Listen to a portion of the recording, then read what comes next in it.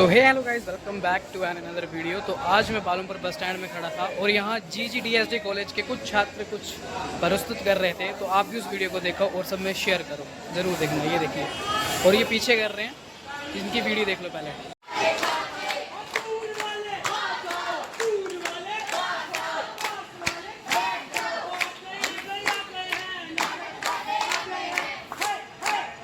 हम एक नुक्कड़ नाटक पेश करने वाले हैं और नुक्कड़ नाटक का थीम है सफाई, यानी कि क्लीनलीनेस, और 4 वेज ऑफ सेग्रीगेशन, यानी कि कचरे को अलग अलग 4 भागों में बांटना।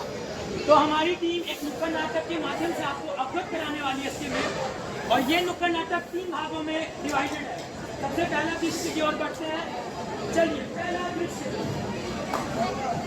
कचरे वाले भाई कचरा, भैया आपने अरे तू खुद कर ले अलग। अरे हमें टाइम में जाता है। अरे मैं क्यों करूं अलग? मैं क्यों करूं? क्यों करे? आपको पता है, इन्होंने एक सवाल पूछा कि मैं कचरा अलग क्यों करूं? किसी के पास जवाब है? मैं देता हूं जवाब। जब हम कचरा एक ही थैले में डालते हैं, अब उधर सफाई कर्मचारियों को बहुत दिक्कत होती है। उनका सबसे पहली बात टाइम चला जाता है, लेबर चली जाती है।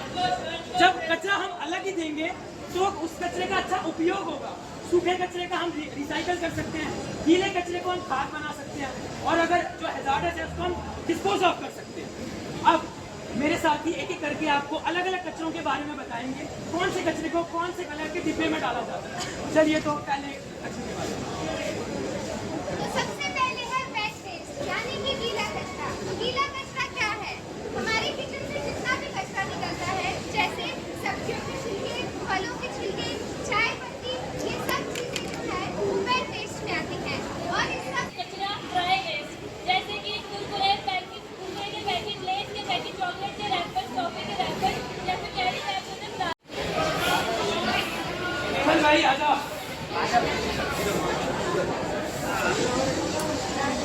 और बता भाई, घर में कैसे रह रहे? बढ़िया है भाई, घर से बचने के लिए तो आता हूँ ऐसे दारू पीने के लिए। अरे बड़ा ताने मारते यार, बोलते हैं कचरा यहाँ मत लगाओ, वहाँ मत लगाओ।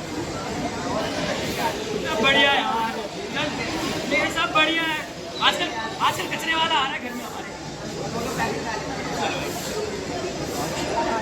एक सेकंड, घर वालों से दीदी का ही है, मैं चलता हूँ।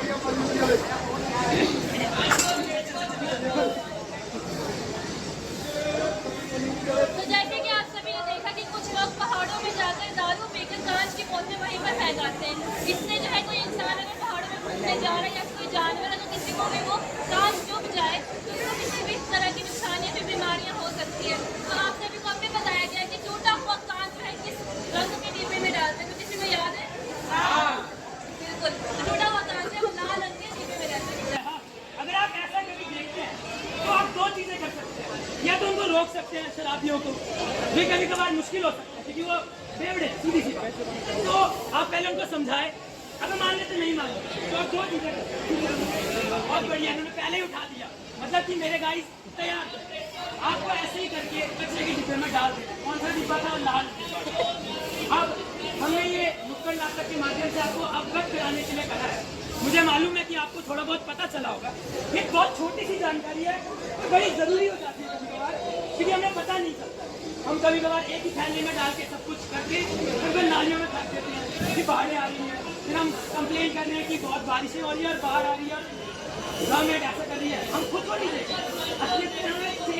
अपने हाथ से ना पहले खुद को चेंज करेंगे तो ही तो कुछ होगा, नहीं तो फिर ऐसे कंप्लेन करते करते हो जाएगा।